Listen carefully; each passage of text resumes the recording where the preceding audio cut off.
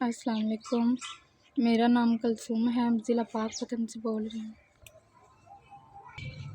जी असी गरीब हैं, छोटे छोटे बच्चे हैं, कारोबार नहीं है, मियाँ मजदूरी करता है, लभ जावे तो कर लेंदा, नहीं तो बच्चे भुखे बैठे रहते हैं। वाशरूम भी साडा नहीं है जी, साडा वाशरूम भी नहीं है।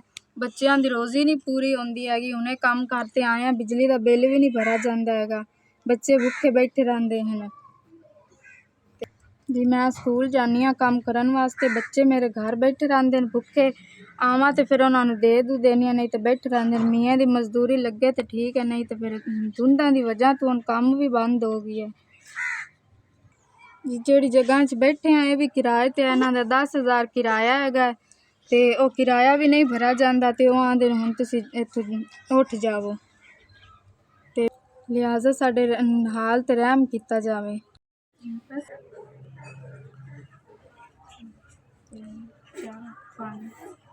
SVS ਤੁਹਾਡਾ ਸ਼ੁਕਰੀਆ, ਤੁਹਾਡੀ ਮਿਹਰਬਾਨੀ, ਤੁਹਾਡਾ 5000 ਸਾਡੇ ਕੋਲ ਪਹੁੰਚਿਆ ਹੈ।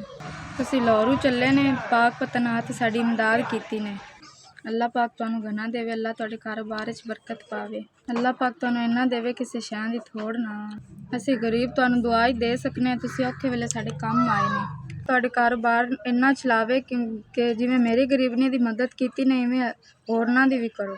SVS ਅੱਲਾਹ ਪਾਕ ਤੁਹਾਨੂੰ ਇੰਨਾ ਦੇਵੇ ਕਿ ਤੁਸੀਂ ਗਰੀਬਾਂ ਨੂੰ ਇਵੇਂ ਦਿੱਤੀ ਰੱਖੋ, ਉਹਨਾਂ ਦੀ ਮਦਦ ਕੀਤੀ ਰੱਖੋ। ਸਾਡੀ ਦੁਆ ਹੈ ਕਿ ਅੱਲਾਹ ਪਾਕ ਤੁਹਾਡੀ ਕੰਪਨੀ ਨੂੰ ਇਵੇਂ ਚਲਾਈ ਰੱਖੇ। SVS ਤੁਹਾਡਾ ਸ਼ੁਕਰੀਆ, ਤੁਹਾਡੀ ਮਿਹਰਬਾਨੀ।